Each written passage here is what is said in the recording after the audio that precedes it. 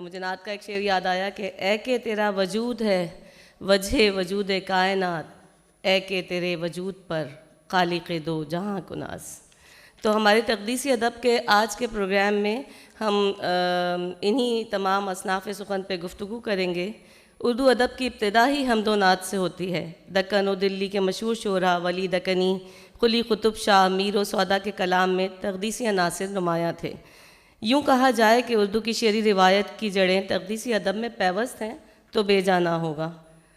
تقدیسی ادب اس روایت کو کہتے ہیں جس میں اللہ تعالیٰ، انبیاء کرام، اہل بیت رسول، صحابہ کرام، اولیاء کرام، مذہبی شخصیات، روحانی تصورات کو انتہائی ادب و عقیدت اور تقدیس کے ساتھ موضوع بنایا جاتا ہے۔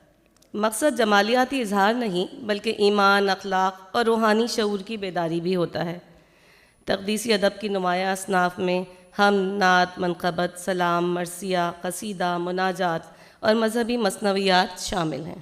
ہمارا آج کا سیشن جن پینلسٹ پہ مشتمل ہے میں ان کا آپ کو اسماء گرامی بتاتی چلوں۔ سب سے پہلے بہت بے حد معروف نعت کے حوالے سے ڈاکٹر عزیز احسن صاحب ہیں میرے ساتھ۔ اس کے بعد فراست رضوی صاحب سے کون واقف نہیں، رباعیات ان کا خاص موضوع سخن ہے۔ اس کے علاوہ شاعر ہیں، محقق ہیں اور اسکالر ہیں، دانشور ہیں۔ ساتھ میں تحت اللفظ خوانی کے حوالے سے معروف جاوید حسن صاحب موجود ہیں ہمارے ساتھ، اور پھر ہمارے استاد محترم پروفیسر ڈاکٹر سہیل شفیق صاحب ہیں جو جامعہ کراچی میں شعبہ اسلامی تاریخ کے صدر نشین بھی رہ چکے، اب پروفیسر ہیں اور محقق ہیں۔ تو ہم اپنے پروگرام کا ہمارے ایک اور بھی مہمان ہیں اس میں جو کیونکہ لندن میں موجود ہیں، معروف نعت گو، شاعر اور نعت خواں سید صبی رحمانی صاحب، وہ آج موجود نہیں ہیں تو انہوں نے اپنا مقالہ لکھ کے بھیجا ہے حفیظ طائب پہ۔ تو میں انہوں نے کہا کہ درخواست کی کہ میں پڑھ کے سنا دوں کہ انہوں نے جو کچھ لکھا ہے حفیظ طائب کے بارے میں تو میں آپ کو پڑھ کے سنا دوں۔ یہ صبی رحمانی نے بھجوایا ہے۔ حفیظ طائب کا نظریہ نعت۔ ایک فنکار جس فکری اور نظری آدرش کو اپناتا ہے، اس کا اولین مظہر فنکار کی تخلیق ہے۔ شاعر بھی جب شعری صنف کو اپناتا ہے تو اس کے لیے بعض معیارات حرز جاں ہوتے ہیں۔ پھر حفیظ طائب جیسا شاعر جس کے لیے نعت ضابطہ حیات کے مترادف ہو، اس کے نظریہ نعت میں نفاست، طہارت، تیقن اور توازن بہر صورت جلوہ گر ہوں گے۔ جناب حفیظ طائب نے بزبان خود اپنے فن اور ذات کے تعلق کو یوں بیان کیا ہے: نبی کی نعت میرا مستقل حوالہ ہے، سر نیاز پہ رحمت کا ذل حوالہ ہے، درون سینہ تب و تاب دل حوالہ ہے۔ نعت سے متعلق حفیظ طائب کے خیالات و افکار نعتیہ کلام کے علاوہ ان کی تحریر کردہ نثری دیباچوں میں بھی وضاحت کے ساتھ ملتے ہیں۔ بطور نعت گو ایک شاعر کے لیے نعتیہ روایت کا بدرجہ غایت ادراک ضروری ہے۔ حفیظ طائب نے اس روایت کے فہم و ادراک کی بنیاد پر ہی شعری ذوق کو پروان چڑھایا ہے۔ سید نصیر الدین نصیر کے مجموعہ دی ہماؤس کی پیشوائی میں انہوں نے نعت کی اس عظیم اور بڑھتی ہوئی روایت میں امتیاز پیدا کرنے کے لیے ضروری قرار دیا ہے کہ نعت گو شاعر نابغہ روزگار ہو، غیر معمولی ذہانت رکھتا ہو، اسے طبع سلیم، نکتہ سنجی اور ذوق و شوق کا ملکہ حاصل ہو، عربی، فارسی، اردو ادبیات سے آشنا ہو، تغزل کی خوبیاں نبھانے پر قادر ہو۔ صاحب کتاب کے بارے میں ان کی یہ رائے دیکھیے: جذبات و حقائق کی ہم آہنگی کا ڈھنگ انہیں صوفیانہ اور عالمانہ روایت کی یکجائی سے ملا ہے۔ اس نکتے سے اندازہ ہوتا ہے کہ نعت گو کے شعری مذاق کے مجموعی جانچ وہ کس سہولت کے ساتھ کر سکتے تھے۔ حافظ لدھیانوی کے مجموعہ کیف مسلسل کے مقدمے میں طائب صاحب نے نعت گوئی کے مقاصد کو جس طرح اجمالاً بیان کیا ہے، اس سے صاف ظاہر ہے کہ مقاصد نعت پر تفصیلی غور و فکر کے بعد وہ ان الفاظ کو حوالہ قرطاس کر رہے ہیں۔ حزم و احتیاط کی تلقین بھی ان کی نثری تحریروں میں برابر ملتی ہے۔ وہ نعت شاہ کونین کو وصف اہل دنیا سے ممتاز رکھنا نعت گو کے لیے لازم قرار دیتے ہیں۔ پھر لکھتے ہیں: یہ تو رہے نعت کے موضوع کے تقاضے، مگر کچھ تقاضے شاعری کے بھی تو ہوتے ہیں، اور یہیں سے نعت گو کا اصل امتحان شروع ہوتا ہے کہ وہ کس طرح تمام پابندیوں کے باوجود نعت میں شعریت پیدا کرتا ہے اور اسے محض کلام منظوم ہونے سے بچاتا ہے۔ طائب صاحب کی یہی سادگی اور سچائی ان کے ذوق شعر اور ذوق انتقاد کی بنیاد ہے۔ راسخ عرفانی کے مجموعہ کلام نسیم منا کے ابتدائیے میں طائب صاحب کے یہ خیالات صاف سنائی دیتے ہیں کہ دنیاوی تکلفات اور نمود و نمائش سے بے نیاز رہ کر جب نعت گو شاعر مطالعہ اور وجدان سے شعر پروری کرتا ہے تو گہری معنویت سے ہمکنار ہوتا ہے اور اس موج معنی کو نعت میں بھی جاری و ساری رکھتا ہے۔ طائب صاحب کے خیالات ان کے خصائص سے طبع کے عکاس ہیں۔ ان کے ہاں جارحیت اور منفیت نام کو نہیں۔ کاروان نعت کو دیے گئے ایک انٹرویو میں طائب صاحب نے چند باتیں کس دھیمے لہجے سے کہی ہیں کہ سوائے اصلاح کے کسی اور مطمع نظر کا شائبہ تک نہیں گزرتا۔ نعت گو شاعر کی نیت کو پرکھنے، تصرف الفاظ میں خدغن لگانے، محافل نعت کو با انداز تحقیر نشانہ تنقید بنانے کا چلن عام ہے، مگر ان موضوعات پر طائب صاحب کے یہ جوابات ملاحظہ کیجیے۔ جو بھی نعت کی طرف آتا ہے ہمیں اسے خوش آمدید کہنا چاہیے۔ یوں بھی امتیان مصطفیٰ صلی اللہ علیہ وآلہ وسلم کے دلوں میں صاحب امت کی کچھ نہ کچھ محبت تو ضرور ہوتی ہے، جو نعت کہنے کے ساتھ ساتھ بڑھتی ہے اور طبیعتوں میں انقلاب لاتی ہے۔ صرف مجموعوں کی کثرت سے کوئی بڑا شاعر تو نہیں کہلا سکتا، لیکن نعتیہ مجموعوں کی کثرت شاعر کے نعت میں انہماک کی غماز تو ہوتی ہے، اور شاعر کے مسلسل نعت سوچنے کی قدر بھی ہونی چاہیے۔ اچھے نعت گو میں یہ ہر فکری اور نظری اور عملی وصف ہونا چاہیے، مگر گناہگار امتیوں کو بھی مدح رسول کا حق تو ہے۔ میرا خیال ہے کہ نعت کو برائیوں سے دور رکھتی ہے۔ نعت لکھتے رہنے سے طہارت طبیعت کا عمل جاری و ساری رہتا ہے۔ ان تحاریر سے اندازہ ہوتا ہے کہ ایک باشعور شاعر زبان و ادب کی روایت سے آگہی، بلکہ یوں کہیے کہ ملک کے سخن کے اوامر و نواہی سے واقفیت رکھتے ہوئے صنف نعت میں قدم رکھتا ہے، لیکن وہ عمومیت اور مقبولیت پر تکیہ نہیں کرتا، بلکہ روش خاص کو اپنانے کے لیے کوشاں رہتا ہے۔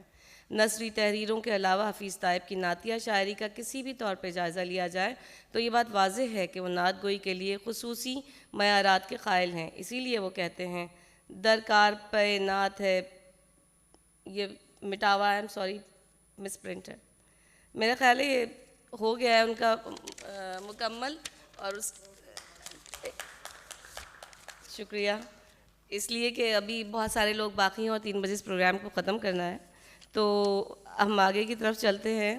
اس کے بعد میں پروفیسر ڈاکٹر سہیل شفیق صاحب سے گزارش کروں گی کہ وہ آپ سے منور بدایونی صاحب اور محمد علی ظہوری، جو کہ دونوں انتہائی اہم تقدیسی ادب کے حوالے سے اہم شخصیات ہیں، مشہور نعت خواں ہیں، نعت گو شاعر ہیں، علاوہ ازیں کی کئی کتابیں بھی شائع ہو چکی ہیں، ان کی نعتیہ خدمات کے حوالے سے گفتگو کریں گے۔ پروفیسر ڈاکٹر سہیل شفیق جامعہ کراچی شعبہ اسلامی تاریخ کے پروفیسر ہیں، اسی کے صدر نشین بھی رہ چکے، 20 کتابوں کے مصنف ہیں۔ آپ کے کئی تحقیقی مقالے ملکی اور غیر ملکی ریسرچ جرنل میں شائع ہو چکے ہیں۔ تقدیسی ادب کا آغاز 2009 میں انہوں نے کیا، کتابی سلسلے نعت رنگ کے اشاریے سے کیا، اس کے بعد کئی رسائل و جرائد کے اشاریے بنائے، جن میں جہان حمد، ارمغان حمد، کاروان نعت، جہان حمد و نعت وغیرہ شامل ہیں۔ آپ کی ایک کتاب معاصر تقدیسی ادب اشاعت کے مرحلے میں ہے۔ اب تک مختلف اداروں اور جامعات کی جانب سے مختلف ایوارڈز اور اعزازات حاصل کر چکے ہیں۔ شکریہ سر آپ کے تشریف لانے کا۔ تو آپ منور بدایونی اور محمد علی ظہوری صاحب پہ تقدیسی ادب کے حوالے سے گفتگو کیجیے گا، بس یہ دھیان رہے کہ ٹائم صرف 10 منٹ۔ بہت شکریہ اللہ رب العزت کے لیے، اور بے شمار درود و سلام سید المرسلین خاتم النبیین صلی اللہ علیہ وسلم کی ذات بابرکات پر۔ 2 شخصیات پر گفتگو کے لیے مجھے کہا گیا ہے، دونوں بہت معروف اور ممتاز نعت گو شاعر بھی ہیں اور ثنا خوان رسول بھی ہیں۔ پہلے چند تعارفی کلمات میں الحاج محمد علی ظہوری قصوری کے حوالے سے عرض کرتا ہوں کہ محمد علی ظہوری قصوری جو ہیں ان کا تعلق لاہور سے تھا۔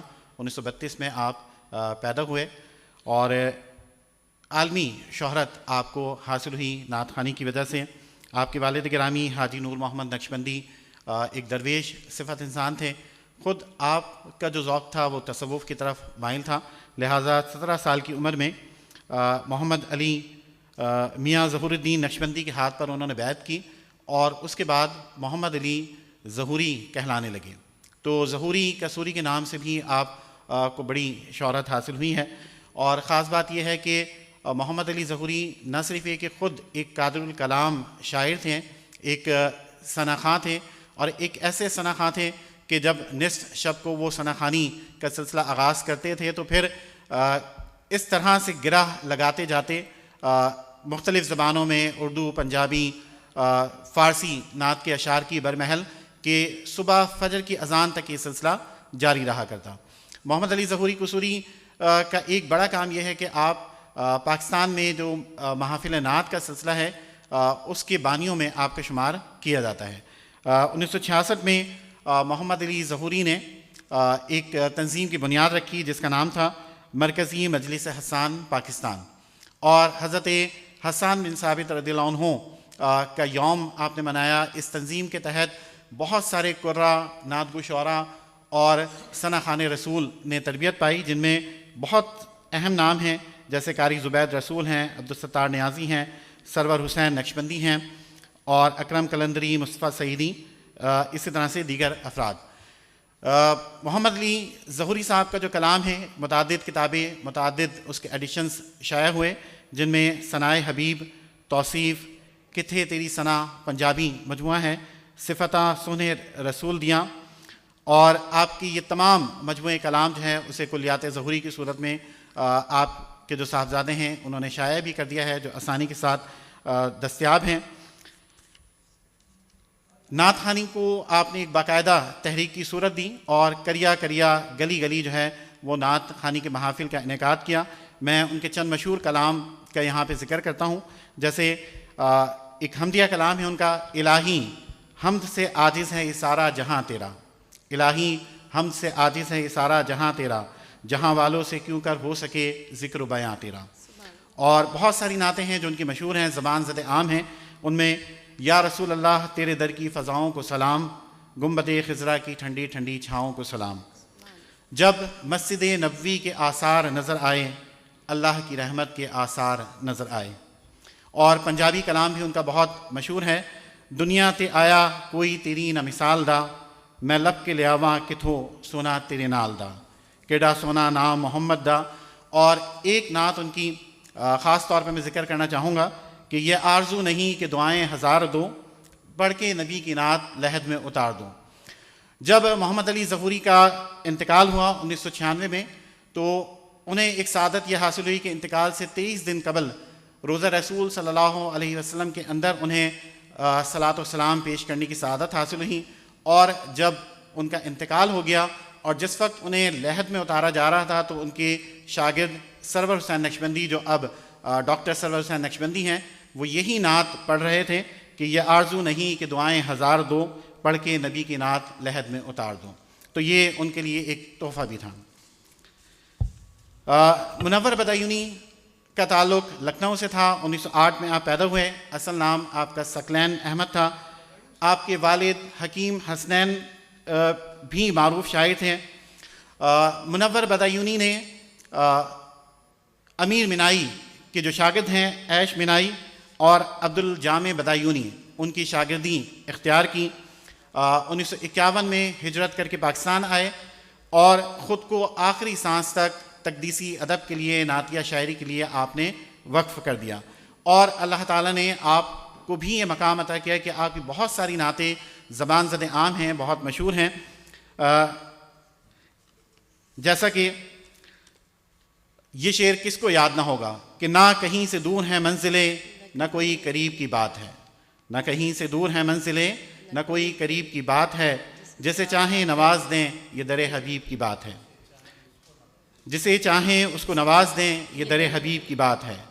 اللہ نے یوں شان بڑھائی تیرے در کی، اللہ نے یوں شان بڑھائی تیرے در کی، بخشی ہے ملائی کو گدائی تیرے در کی۔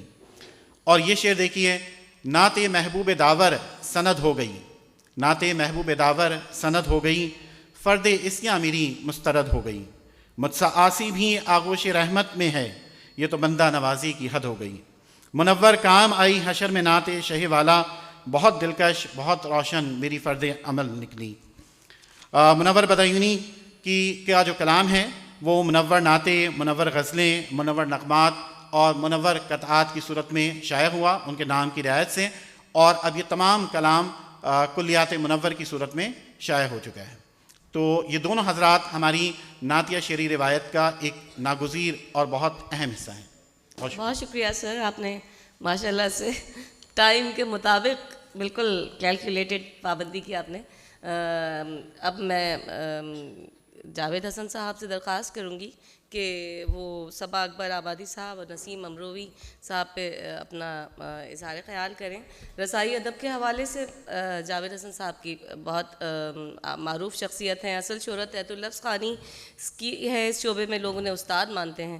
سیرفیہ سخن جو آپ کی علم العروض پہ کتاب ہے منصہ شہود پہ آ چکی ہے, اور دوسری کتاب تحت اللفظ خوانی پہ ہے جو ابھی زیر اشاعت ہے. صبا اکبر آبادی پہ آپ گفتگو کریں گے. معروف شاعر صبا صاحب نے سید الشہداء کی شان میں 72 سے زیادہ مرثیے کہے, اور پاکستان میں مرثیہ نو تصنیف کی بنیاد رکھنے والے شاعر کی حیثیت سے آپ کی گراں قدر خدمات ہیں. اور اس کے علاوہ نسیم امروی صاحب پہ جو نسیم امروی شاعر, نثر نگار, ماہر لسانیات, لغت نویس, نسیم اللغات, فرہنگ نویس, 18 سال اردو لغت بورڈ سے وابستہ رہے. 22 سے 11 لغات کی جلدیں آپ کی زیر نگرانی شائع ہوئیں. 200 سے زیادہ مرثیے کہے. جدید مرثیے کے بانی, حضرت جوش کے ہم رکاب, قومی و ملی وحدت کے دائی. اپنے خیرپور میں قیام کے دوران مراد سہروزی جاری کیا. آدھا اخبار سندھی اور آدھا اردو میں ہوا کرتا تھا. مزید تفصیلات تو آپ کو جاوید حسن صاحب بتائیں گے. تو اب ان کی جو مشہور ہے نا گھمبیر آواز, اس میں آپ تبصرہ سنیے. معزز سامعین کرام, خصوصاً یہاں شریک ہمارے افتخار عارف صاحب, عابد رضوی صاحب, سعادت جعفری صاحب اور دیگر احباب, نسیم امروی صاحب اور صبا اکبر آبادی صاحب کو 10 منٹ میں لپیٹنا میرے لیے بہت مشکل ہے, بلکہ صبا صاحب اور آپ کو لپیٹنے کا نہیں کہا, آپ تبصرہ کیجیے. نسیم صاحب وہ شخصیت ہیں, حساس شخصیت ہیں, جدید مراثی کے بانی ہیں, لیکن بیٹھ کے بھی بہت خوشائند بات ہے, کم سے کم ان کا ذکر تو ہو رہا ہے اور ان کی باتیں ہو رہی ہیں. میں کوشش کروں گا کہ 10 منٹ میں اس کو تمام کر دوں, ورنہ آپ پرچی بھیج دیجیے گا. پہلے میں صبا اکبر آبادی صاحب کے حوالے سے چند معروضات پیش کر دوں کہ سنا ہے تم نے اوروں کا بیاں بھی, کبھی سن لو ہماری داستاں بھی. یہ شعر ایک 14 سالہ بچے کا ہے جو کسی نہ کسی طرح امتداد زمانہ کے باوجود کسی طرح بچ گیا, اور جب یہ بچہ پختہ ہوا تو اس نے کہا کہ ہم عاشقان آل محمد ہیں صبا, زندہ رہیں گے نام ہمارے فنا کے بعد. اس ہونہار بچے کا نام خواجہ محمد امیر, جنہیں دنیا ادب صبا اکبر آبادی کے نام سے جانتی ہے, 1908 میں اس دنیا آبگل میں آئے اور 1991 میں 83 سال کے میں نے انتقال کیا. اگر سلسلہ نسب کو پوچھیں تو صبا صاحب کا سلسلہ نسب کئی پشت اوپر جا کر خواجہ بہاؤالدین نقشبند تک پہنچتا ہے.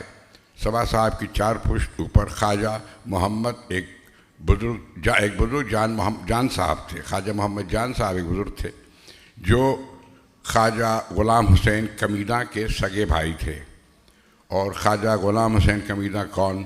مرزا غالب کے دادا.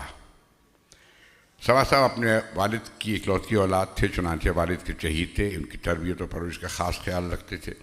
شاعری کی طرف مائل دیکھا تو اس وقت کے آگرے کے استاد خادم علی خان اخضر کے سپرد کیا. جی یہ وہی اخضر صاحب ہیں جو آگرے کے مرزا سودا کہلاتے تھے, یعنی ذرا سی رنجش پر ہجگوئی کے لیے تیار. صبا صاحب روایتی شریفانہ قدروں کے حامل ایک ایسے فرد تھے جن کی شخصیت میں متانت, خلوص, انکسار, بزرداری, حرص و حوث سے بیزاری, صبر و قناعت اور وہ تمام خصوصیات موجود تھیں جو ہماری تہذیب کے بہترین سرمایہ کا حصہ ہیں. صبا صاحب کی شاعری میں سارے عناصر آپ کو اسی طرح موجود ملیں گے جس طرح شخص کا عکس آئینے میں نظر آتا ہے. صبا اکبر آبادی صاحب کی عمومی شہرت تو مرثیے کے حوالے سے ہے, لیکن حق یہ ہے کہ صبا صاحب نے ہر صنف سخن میں توازنائی کی. مرثیے کے علاوہ غزل, رباعی, سلام, نظم, قطعات, قومی و ملی نغمے, نعت لکھی, اور اس کے ساتھ ساتھ ایک بہترین مترجم تھے. صحافت اور ادارت سے بھی وابستہ رہے, ایک معروف افسانہ نگار تھے. گویا صبا صاحب صحیح معنوں میں ایک ہمہ جہت شخصیت تھے. اردو, فارسی اور انگریزی ادب کا بنظر غائب مطالعہ کیا, عربی سے بھی خوب واقف تھے. غزل کے مجموعے اوراق کے گل 1971 میں انہوں نے فرمایا تھا کہ ہم نے اب تک غزل کی 1 لاکھ سے زیادہ ابیات کہی ہیں. اس کو مد نظر رکھتے ہوئے تخمینہ لگانے والوں نے تخمینہ لگایا کہ انہوں نے 1991 تک تقریباً 2 لاکھ سے زیادہ اشعار کہے, مگر ان کی غزلوں کے صرف 3 مجموعے نظر آتے ہیں: اوراق گل 1970, چراغ بہار اور سوات. جاننے والے جانتے ہیں کہ رباعی ایک بہت مشکل صنف ہے, اور فراست صاحب تشریف رکھتے ہیں. مخصوص بحر متعین ہے, اور پھر 4 مصروں میں مضمون ادا کرنا بہت مشکل کام ہے. بقول جوش صاحب, جب تک کسی شاعر کو بے پناہ مشاقی اور نہایت دیداوری کی بدولت دریا کو کوزے میں بند کرنے کا کام نہیں آتا, اس وقت تک ربائی اس کے قابو میں نہیں آتی. یہ ہر شاعر کے بس کا روگ نہیں. صبا صاحب نے ہزاروں رباعیات کہی ہیں, اور جس کا سلسلہ 1922 یعنی 14 سال کی عمر سے شروع ہوا. صبا صاحب نظم نگار بھی تھے. ان کی ابتدا میں نظمیں کہی ہیں. قومی ملی نغمے 1945 میں زمزمِ پاکستان کے نام سے 4 ولولہ انگیز نظموں کا مجموعہ شائع ہوا. اس کا دوسرا ایڈیشن غالباً 1946 میں چند مزید نظموں سے اشارہ ہوا. بحیثیت مترجم بھی صبا صاحب کا مقام بہت بلند ہے. چارلز ڈکن کی مشہور زمانہ novel a tail of 2 cities کا انہوں نے ترجمہ کیا. افسانے لکھے, ایک ناول کا ترجمہ کیا اس کو زندہ لاش کے حوالے سے. عمر خیام کی 1200 رباعیات کا ربائی میں ترجمہ کیا. غالب کی تمام فارسی رباعیات کا ترجمہ اردو میں کیا, اور ایسا کیا کہ بقول جمیل جالبی صاحب اگر غالب بھی اپنی رباعیات کا اردو ترجمہ کرتے تو بالکل ایسا ہی کرتے جیسا صبا صاحب نے کیا ہے. امیر خسرو اور حافظ شیرازی کی رباعیات کا ترجمہ اور شاہ لطیف کے منتخب ابیات کا ترجمے کا سہرا بھی ان کے سر ہے. ان سب باتوں کے ساتھ ساتھ کلام, جس میں قصائد, منقبتی کلام, سلام, عزائیہ کلام, رسائی رباعیات شامل ہیں, جو ابھی زیر طبع ہیں. ان کی شخصیت اور فن پر موقع ادبی جرائد اور رسالے نے ان کی زندگی میں ان کے خصوصی نمبر نکالے. ان کے انتقال کے بعد انجمن ترقی اردو عابد الدین صاحب بیٹھے ہوئے ہیں. اپنے ماہانہ قومی زبان کے ایک مکمل شمارہ 1992 میں 92 میں صبا صاحب کے لیے مخصوص کیا, اور دیگر بھی ہے. میں وقت کی تنگی سے چھوڑ رہا ہوں. مرثیے کے حوالے سے گفتگو کی جائے تو صبا صاحب کی 72 سالہ شاعری کی عمر میں 72 سے زیادہ, اب جو صحیح اس کی تعداد ہے وہ 1 کا 79 مرثیے لکھے. ان کے مراثی کا واضح پیغام اتحاد بین المسلمین ہے, جو ایک عظیم مقصد ہے. آپ کا پہلا مرثیہ شکست یزید ہے, جو 1936 میں لکھا گیا. ان کے مرثیوں کے مجموعوں کے نام ہیں سربکف, شہادت, خوناب, قرطاس علم, ذکر و فکر اور سربلند. صبا صاحب کی مرثیوں اور ان کی شخصیت کے بارے میں کچھ کہنے کے لیے بہت غور و خوض اور جرت کی ضرورت ہے, اس لیے کہ ان کے فن, شعور فن, کمال فن, انداز بیان, لطافت زبان اور فکر و نگاہ کی وسعت کے بارے میں بہت سے خنشناسوں, مثلا جوش ملیح آبادی, مجنو گورکھپوری, عبدالماجد دریا آبادی, مانی جائسی, نیاز فتح پوری وغیرہ وغیرہ, اور تمام خوشگو شعراء نے ان کا اظہار خیال ہی نہیں کیا بلکہ اعتراف ہنر بھی کیا ہے. اب میں کچھ صفحات چھوڑ کے آگے بڑھ رہا ہوں. قدیم و جدید مرثیوں کی بحث میں الجھے بغیر یہ کہا جاتا ہے کہ مرثیہ قدیم ہو یا جدید, اس کا بنیادی وصف بیان واقعہ ہے. لیکن جو چیز قدیم اور جدید مرثیے میں امتیاز کرتی ہے وہ یہ ہے کہ قدیم مرثیے میں شاعر بیان واقعہ سے باہر قدم نہیں رکھتا, اور اسی دائرے میں مرثیہ شروع ہوتا ہے اور اسی میں ختم. مگر جدید مرثیے میں مظاہر فطرت یا انسانی فکر کے کسی پہلو کی تفہیم اور تعبیر کی بنیاد پر مرثیے کی عمارت اٹھائی جاتی ہے. جدید مرثیے کو موضوعاتی مرثیہ اسی لیے کہا جاتا ہے کہ اس میں شاعر کسی خاص موضوع پر اظہار خیال کرتے ہوئے مرثیے کے اصل موضوع کی طرف آتا ہے. صبا صاحب نے جو مرثیے کہے ان میں دور حاضر کی حسیات نے بھی جگہ پائی. ان کے مرثیوں میں جہاں مجرد تصورات کو محسوس صورت میں پیش کرنے کا سلیقہ ملتا ہے, وہاں آتش غم سے گلزار سخن تخلیق کرنے کا ہنر بھی ملتا ہے.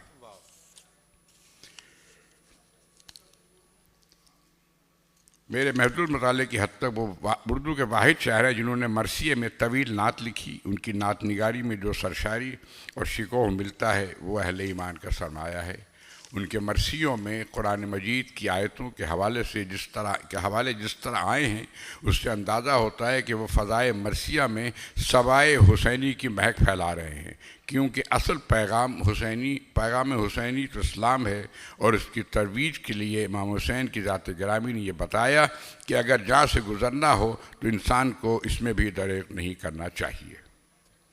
صرف ایک بند اور 2 بیتیں کہ نعت کے سلسلے کے ایک بند ہے کہ وہ آخری رسول خدا کا پیامبر, دنیا میں پہلا محسن انسانیت بشر, فخر حیات نازش تخلیق معتبر, بحر کرم جہان عطا صاحب نظر, مقصود کن حبیب خدا رازدار حق, دنیا کو اس نے بخش دیا اعتبار حق.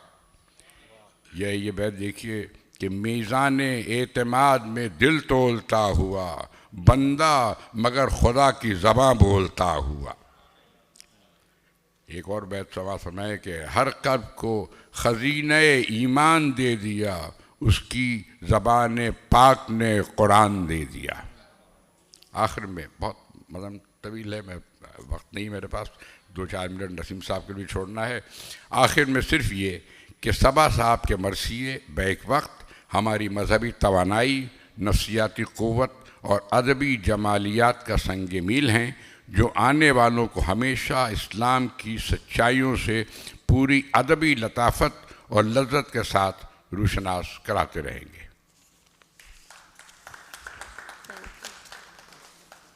2 منٹ ہے، نسیم صاحب کا نام بھی لے لوں۔ سید قائم رضا نسیم امروی 1908 امروہہ جیسے مردم خیز خطے میں پیدا ہوئے۔ امروہہ جس نے نابغہ روزگار شاعر، فلسفی، مصور اور دیگر اعلیٰ پائے کے فنکار دنیا کو دیے۔ نسیم صاحب کے والد، جد اور جد امجد سب اپنے اپنے وقت کے جیت اساتذہ میں شمار ہوتے تھے۔ گویا جو عنایات الہی سے ہوا نیک ہوا، نام بڑھتا گیا جب ایک کے بعد ایک ہوا۔ نسیم صاحب کی بھی کوئی ایک جہت نہیں ہے، بلکہ وہ 6 جہات کے مالک تھے۔ بیک وقت شاعر، نثر نگار، ماہر لسانیات، مورخ، ناقد، مترجم، لغت نگار، فرہنگ نویس، مفسر، مؤلف، صحافی، انشاء پردار اور ناول نگار تھے۔ ان کی ساری باتوں کے ساتھ ساتھ وہ قومی اور ملی یکجہتی کے داعی تھے۔ 1987 میں ان کے انتقال کے بعد ایک مذاکرہ منعقد ہوا تھا ان کی یاد میں، جس میں سارے مشاہیر علم و ادب جمع تھے۔ اب نام لینا میں وقت لگے گا۔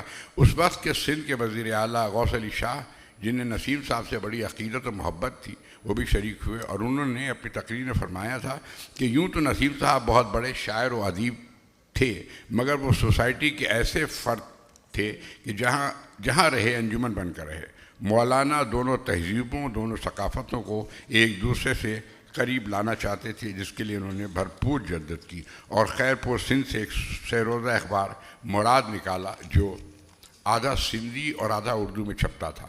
ان کا یہ قدم قومی وحدت کے لیے ایک سنگ میل کی حیثیت رکھتا ہے۔ اگر صرف شاعری کے حوالے سے گفتگو کی جائے تو مرثیے کے علاوہ نسیم صاحب نے نعت، منقبت، قصیدہ، رباعی، غزل، تاریخ گوئی سب میں بڑی کامیاب طب آزمائی کی۔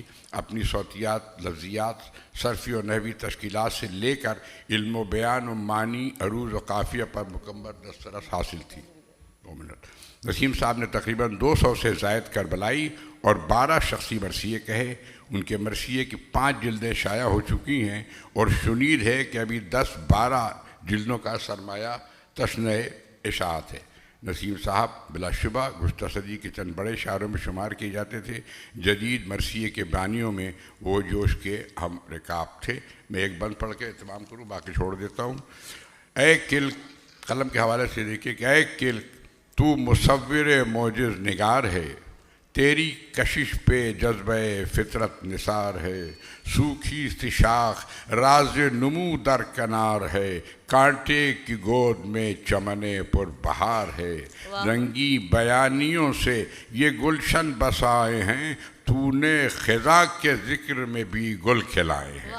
سبحان اللہ۔ بہت شکریہ، بہت شکریہ جاوید حسن صاحب، اپنے مخصوص خوبصورت انداز میں نسیم امروی اور صبا اکبر آبادی جیسے جید شعراء جن کا تقدیسی ادب میں ایک بڑا نام ہے، اظہار خیال کر رہے تھے، اور انہوں نے بالکل دریا کو کوزے میں بند کر دیا۔ اب میں چلتی ہوں فراست رضوی صاحب کے پاس۔ فراست رضوی کسی ویسے تو تعارف کے محتاج نہیں، لیکن کچھ بتانا میری بھی ذمہ داری ہے کہ معروف شاعر، نقاد، ادیب، اب تک 11 کتابیں آپ کی شائع ہو چکی ہیں۔ فلسطین کے حوالے سے سلام فلسطین مزاحمتی نظموں کا مجموعہ ہے جسے بہت پذیرائی ملی۔ رسائی ادب میں آپ نے بہت کام کیا۔ شاعری میں بنیادی طور پہ رباعی آپ کا خاص میدان ہے۔ بغیر نقطوں کے الفاظ پہ مشتمل غیر منقوط رباعیات کا مجموعہ گل مہر کے سائے اردو ادب کی تاریخ میں پہلا غیر منقوط رباعیات کا مجموعہ ہے۔ اب تک 100 سے زیادہ علمی و تنقیدی مضامین لکھ چکے ہیں، اور آج ہم نے مدعو کیا ہے فراست رضوی صاحب کو معروف نعت گو شاعر بہزاد لکھنوی، پیر نصیر الدین نصیر اور اقبال عظیم صاحب جو کسی تعارف کے محتاج نہیں ہیں، ان تمام شعراء پہ تبصرہ کرنے کے لیے اور ان کے تقدیسی ادب میں خدمات کو اجاگر کرنے کے لیے۔ بہت بہت شکریہ۔ یہ چند صفحات ہیں اور مجھے امید ہے کہ یہ 10 منٹ کے اندر جو ہے تمام ہو جائیں گے انشاءاللہ۔ نعت لکھنا بقول عرفی تلوار کی دھار پر چلنے کا عمل ہے، یہاں ذرا سی بے احتیاطی متاع ایمان چھین لیتی ہے۔ نعت لکھنا آئین محبت بھی ہے، توشہ آخرت بھی ہے، امت کی یکجہتی کا مرکز بھی ہے، انسانیت کے لیے پیغام امن و آشتی بھی ہے، اور سیرت سرکار دو عالم صلی اللہ علیہ وآلہ وسلم کی طرف بلاوا بھی۔ اس میں ملت کی پسماندگی کا درد بھی ہے اور اپنے امتی ہونے کا فخر بھی۔ روایتی نعت ہو یا جدید نعت، عشق رسول دونوں کی اساس ہے۔ اظہار کی شائستگی، مؤدب لہجہ اور دیدہ و دل کا عرق انفعال سے باوضو ہونا اس کی بنیادی شرائط ہیں۔ خود لفظ محمد صلی اللہ علیہ وآلہ وسلم اپنے اندر مدحت کا ایک خزانہ سمیٹے ہوئے ہے۔ اردو نعت گوئی کی تاریخ مضامین و اسالیب کے ارتقاء کی مظہر ہے۔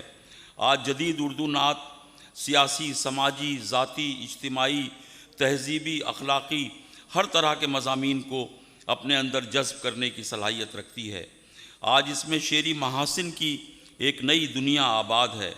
حیات کے تجربوں سے بھی نعت کا دامن خالی نہیں۔ خصوصاً 1995 سے نعت رنگ کی اشاعت کے بعد اردو نعت کو ادبی معیارات پر پرکھنے کے لیے تنقید کا دروازہ بھی کھولا جا چکا ہے۔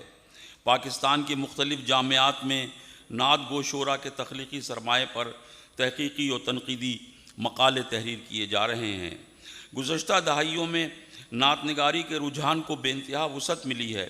وہ شعراء جو پہلے غزل کے حوالے سے پہچانے جاتے تھے اب نعت لکھنے کی سعادت پر ناز کرتے ہیں۔ ڈاکٹر ریاض مجید نے اپنی کتاب اردو نعت گوئی کی نشست الثانیہ کا تفصیلی جائزہ لیا ہے۔ اپنی کتاب اردو نعت گوئی میں نعت کی نشست الثانیہ کا تفصیلی جائزہ لیا ہے۔ جن نعت گو شعراء کے کلام کی خصوصیات کا تنقیدی مطالعہ مقصود ہے ان میں مجھے 3 نام دیے گئے ہیں: حضرت بہزاد لکھنوی، اقبال عظیم اور پیر نصیر الدین نصیر سابق سجادہ نشین گولڑہ شریف۔ بہزاد لکھنوی کا تعلق اودھ کی زرخیز زمین سے ہے۔ بہزاد لکھنوی کا تعلق اودھ کی زرخیز سرزمین سے ہے۔ وہ 1 جنوری 1900 کو لکھنؤ میں پیدا ہوئے۔ ان کا اصل نام سردار احمد خان تھا۔ وہ ایک عرصے تک محکمہ ریلوے سے وابستہ رہے، پھر انہوں نے آل انڈیا ریڈیو میں ملازمت اختیار کر لی۔ ان کے والد بھی شاعر تھے۔ اس دوران انہوں نے فلموں کے لیے گیت بھی لکھے۔ ان کے مقبول فلمی گیتوں میں زندہ ہوں اس طرح کہ غمِ زندگی نہیں، جلتا ہوا دیا ہوں مگر روشنی نہیں جیسے مشہور فلمی گیت شامل ہیں۔ تقسیم کے بعد بہزاد لکھنوی پاکستان آ گئے اور ریڈیو پاکستان میں ملازم ہو گئے۔ ان کی وفات 10 اکتوبر 1974 کو کراچی میں ہوئی۔ ان کے شعری مجموعوں میں نغمہ نور، کیف و سرور، موج طہور اور وجد و حال شامل ہیں۔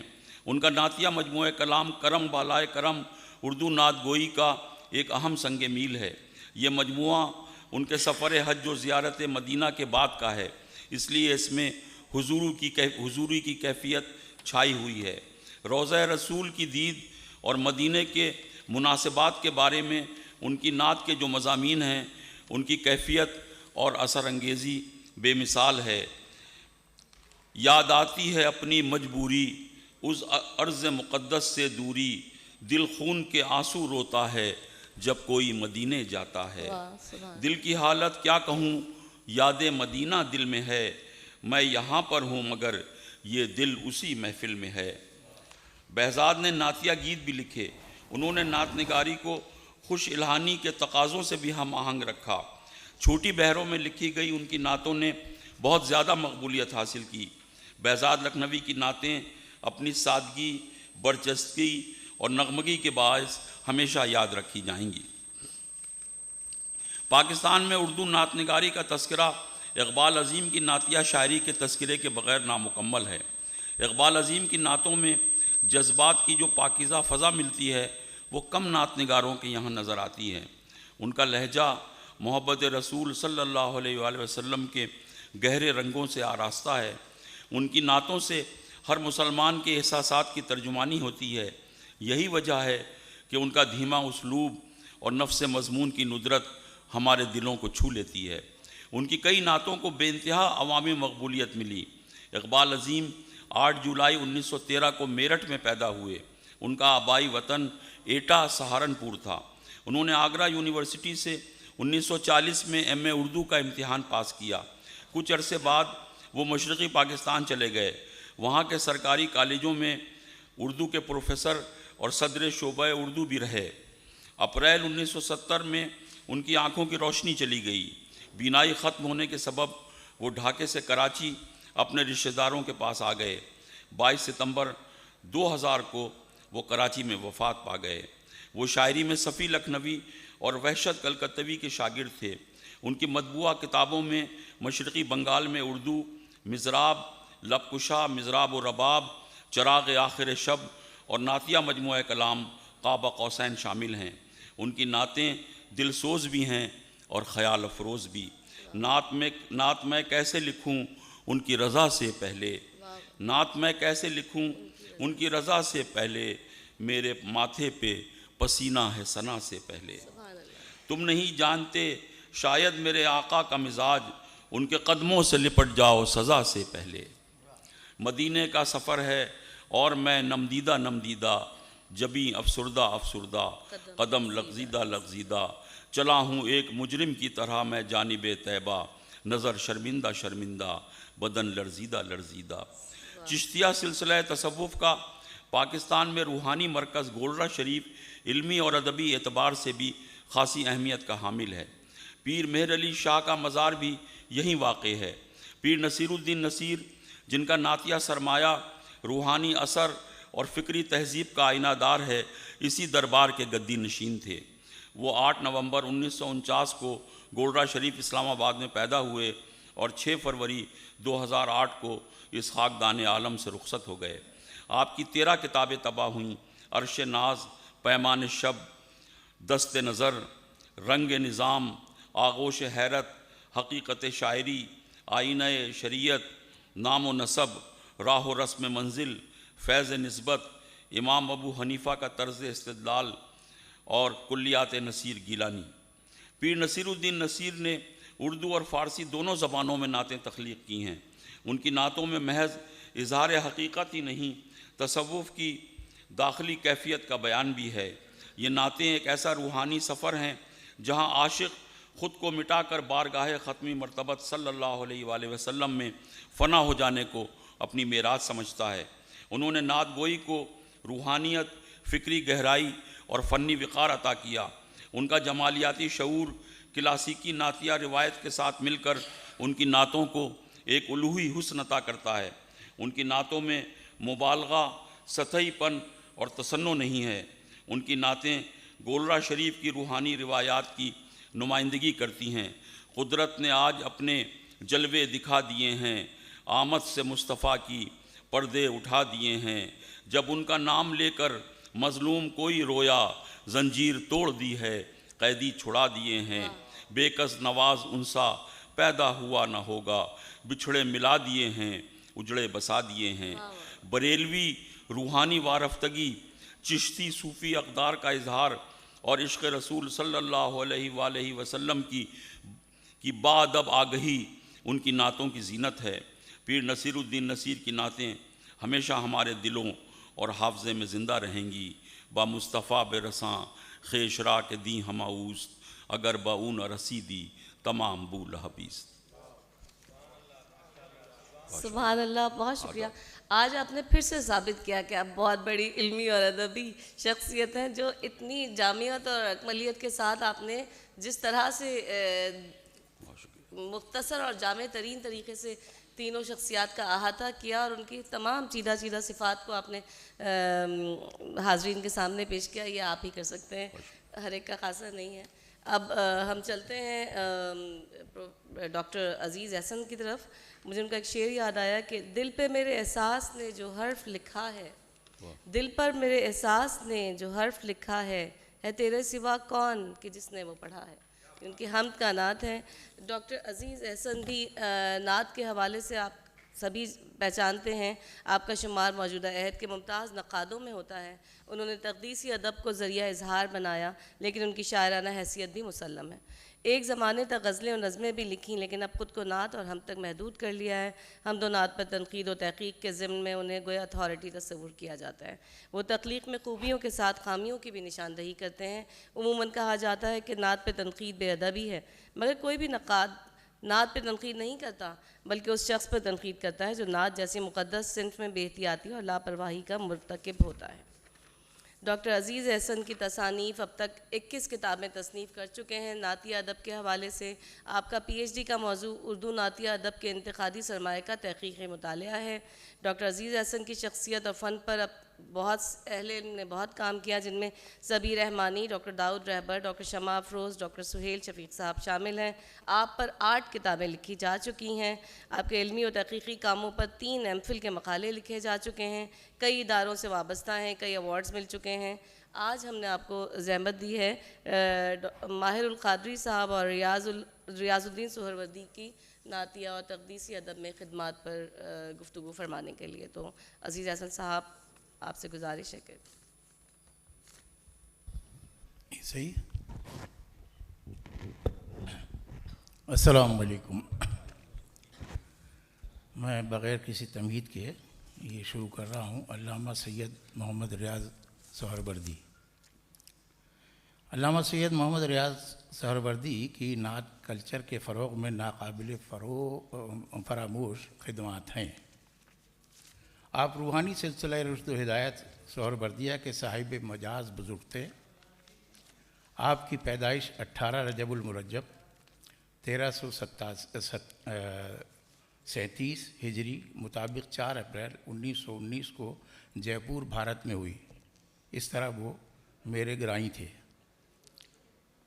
پاکستان کے قیام سے چند روز قبل آپ نے کراچی کی جانب ہجرت کی، بعد ازاں لاہور چلے گئے، لیکن اپنے مرشد کے حکم سے پھر کراچی تشریف لے آئے۔ سن 1955 سے وفات تک یہیں قیام کیا۔ آپ نے 82 برس کی عمر میں 28 فروری 2001 کو کراچی میں انتقال فرمایا۔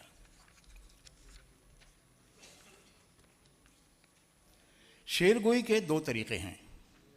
شعراء کا ایک طبقہ شعری محاسن پر دھیان دیتا ہے اور دوسرا طبقہ صرف مافیہ کا خیال رکھتا ہے۔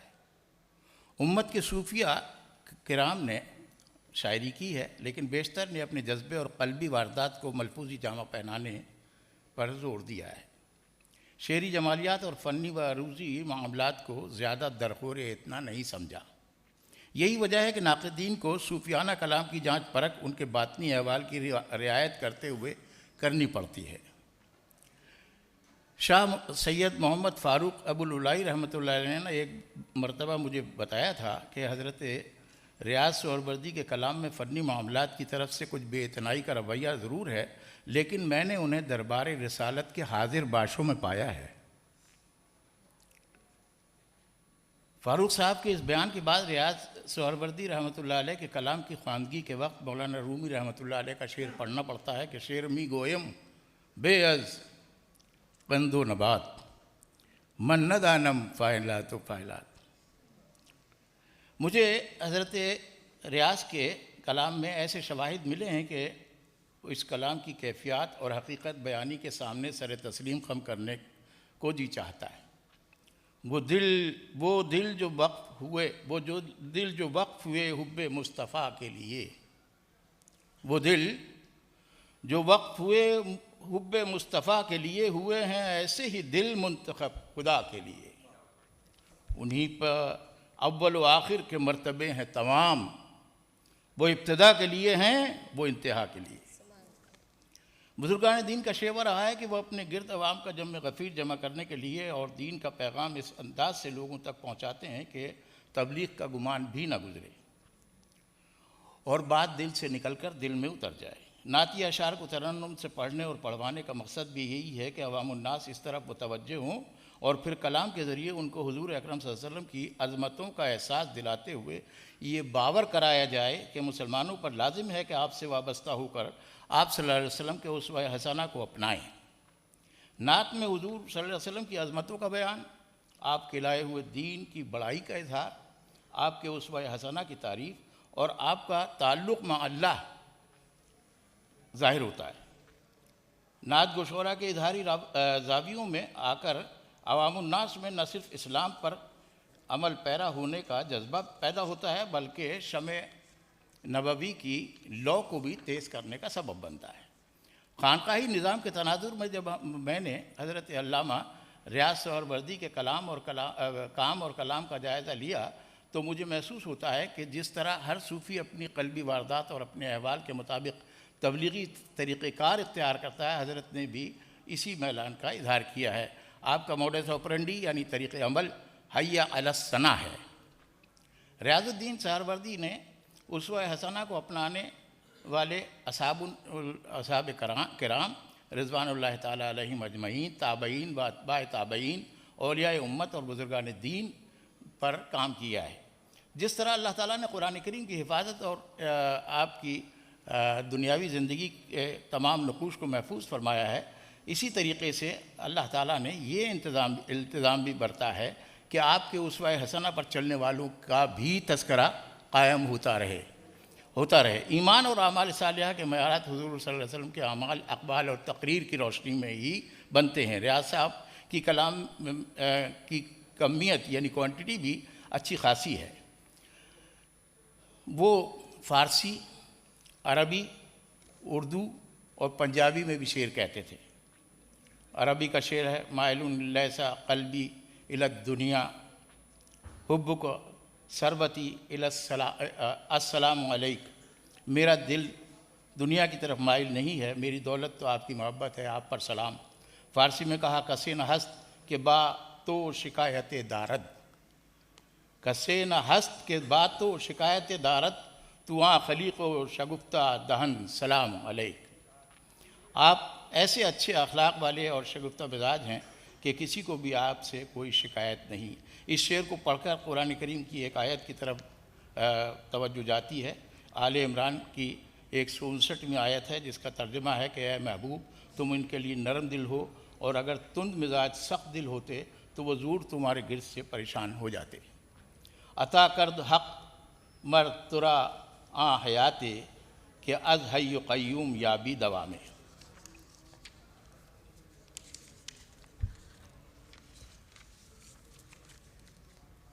آپ نے اردو میں کہا کہ آئے ہیں بن کے رحمت کونین جب حضور، ہر ذرے جہاں پہ ہے احسان مصطفیٰ، کھلتے نہیں ہیں اس پہ مقامات مصطفیٰ، ہو جائے مبتلا جو کسی استباح میں۔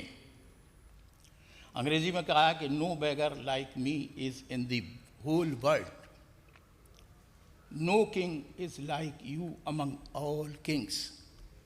یہ شاعری ان کی ہے۔ ریاض صاحب کے بعد ماہر القادری رحمۃ اللہ علیہ کا تذکرہ۔ شکریہ بیٹا۔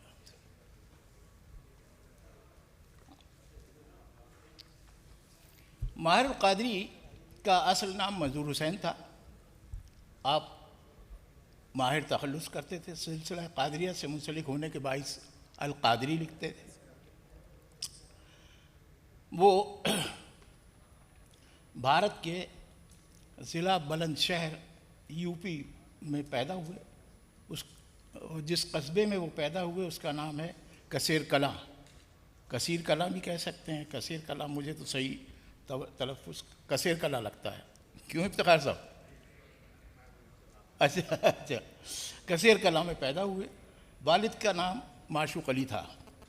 ماہر القادری اتنے وجیح شکل تھے، وجیح و شکیل تھے کہ فانی بدایونی انہیں ماہرو کہہ کر پکارتے تھے۔ فانی بدایونی انہیں ماہرو کہتے تھے۔ ماہر نے ہند پاک کے ہر بڑے مشاعرے میں شرکت کی اور شہرت پائی۔ ممبئی میں مشاعروں کے سلسلے میں آتے جاتے تھے، پھر دوستوں کے اصرار پر فلمی دنیا سے وابستہ ہو گئے۔ وہاں کچھ مدت رہے۔ ایک معروف مغنیہ جدن بائی ان کی ذاتی خوبیوں اور وجاہت سے بہت متاثر ہوئی اور اپنی بیٹی کا رشتہ ان سے کرنا چاہا۔ جدن بائی کی بیٹی نرگس، جو بعد میں فلمی دنیا کی مشہور و معروف ہیروئن بنی، ان سے قریب ہونا چاہتی تھی، لیکن باہر نے اس ماحول کو جلد خیر بات کہہ دیا۔ وہ رشتہ ہو جانے کی صورت میں یا تو فلمی دنیا ایک ہیروئن سے محروم ہو جاتی یا ماہر القادری معروف اداکار بن جاتے. مل جاتا فلمی دنیا میں ایک اچھا ہیرو مل جاتا. معروف تو وہ تھے ہی. تو اللہ نے ان کو بچا لیا, اس طرف آ گئے وہ. پاکستان ہجرت کے بعد 1949 میں انہوں نے فاران کے نام سے ایک ماہنامہ شائع کیا جو 29 برس تک پابندی سے شائع ہوتا رہا. اس کی خوبی یہ تھی کہ وہ اس میں جو تبصرے کرتے تھے وہ اس قدر جامع ہوتے تھے کہ وہ کلام کی خوبی اور تمام محاسن بیان کرنے کے بعد دوسرا رخ بیان کرتے تھے, اور اس میں وہ معائب بیان کرتے تھے جو اس کتاب سے میں انہیں ملے, اور وہ تفصیل سے لکھتے تھے. اس قدر تفصیل سے لکھتے تھے کہ لوگ گھبراتے تھے انہیں کتاب بھیجتے ہوئے. یادوں کی بارات بھیجتے ہوئے جوش ملی آبادی نے لکھا, مولانا بکرا حاضر ذبح کیجیے. یعنی یہ حال ہے, یہ زال 2 جگہ لکھا انہوں نے, ذبح کیجیے. وہ میں نے دیکھی تحریر ان کی. مولانا بہت ہی شگفتہ مزاج, بہت پیارے انسان تھے. میں اپنے تمام تنقید کا حوالہ ان کا یہ ہے کہ وہ کہتے ہیں کہ میں اپنے تمام شائع شدہ کلام کا انتخاب کر رہا ہوں تاکہ جو بھرتی کی غزلیں اور نظمیں ہیں ان کو نکال دیا جائے.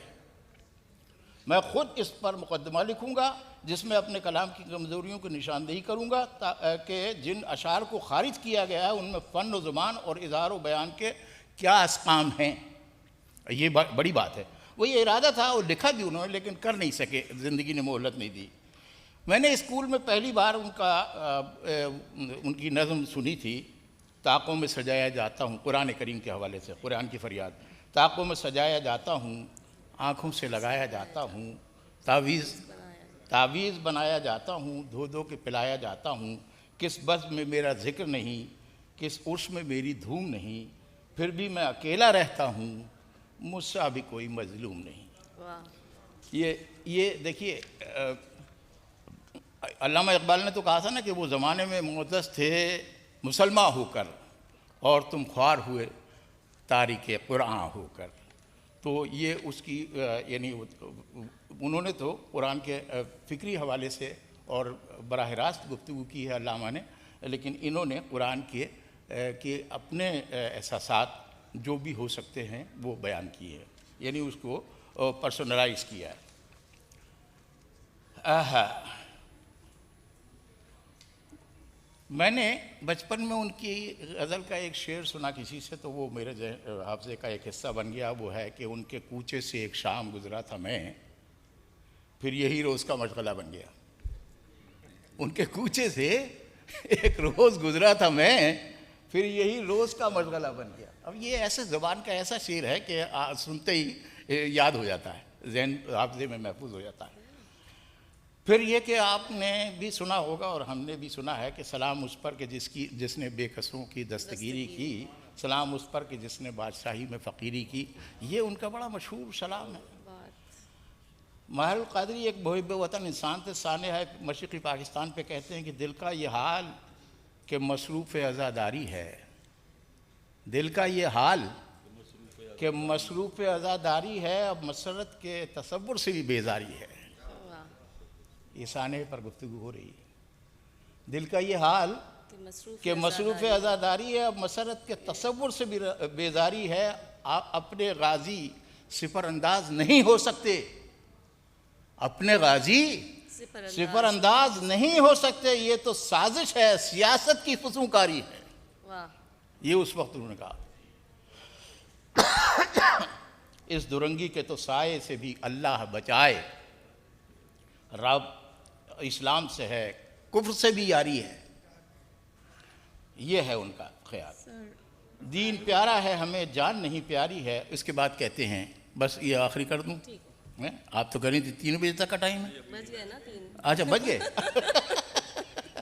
تو بھائی دین پیارا ہے ہمیں, اب یہ اپنی بات کر رہے ہیں کہ دین پیارا ہے ہمیں, جان نہیں پیاری ہے, اپنا شیوا تو وہ شہادت ہے, فداکاری ہے. اس طرح کے شعر انہوں نے کہے. اور وہ اتفاق سے ان کا انتقال جو ہے وہ جدہ میں ایک مشاعرے میں ہوا, اور پھر جمعے کے دن ان کی نماز جنازہ بیت اللہ میں ہوئی اور جنت المعلیٰ میں ان کا مزار ہے۔ اللہ تعالیٰ ان پہ رحمت نازل فرمائے۔ وقت کی کمی کے باعث میں کوئی خاص بات نہیں کر سکا، لیکن بہرحال یہ تو ہوتا ہے، اس طرح تو ہوتا ہے، اس طرح کی کہوں۔ بہت شکریہ۔ اور ظاہر دامن وقت میں گنجائش اتنی زیادہ نہیں تھی کہ بہت زیادہ تفصیل سے گفتگو کی جاتی، لیکن یہ بہت خوشی کی بات ہے کہ ہمارے چاروں مہمانان گرامی اپنے اپنے شعبوں کے ماہر تھے، اور انہوں نے اتنی جامعیت کے ساتھ اور اختصار مختصر اور جامع طریقے سے انہوں نے ہر شخصیت پہ اتنی اچھا تبصرہ کیا اور اتنی اچھی گفتگو کی کہ میرا خیال ہے کہ تشنگی نہیں رہی ہوگی اتنی زیادہ۔ تو اس سیشن کو تقدیسی ادب کے عالمی اردو 18ویں کانفرنس کے اس سیشن کو اب ہم ختم کرتے ہیں۔ ہر ابتدا سے پہلے ہر انتہا کے بعد ذات نبی بلند ہے، ذات خدا کے بعد دنیا میں احترام کے قابل ہیں جتنے لوگ، میں سب کو مانتا ہوں مگر مصطفیٰ کے بعد۔ شکریہ، السلام علیکم۔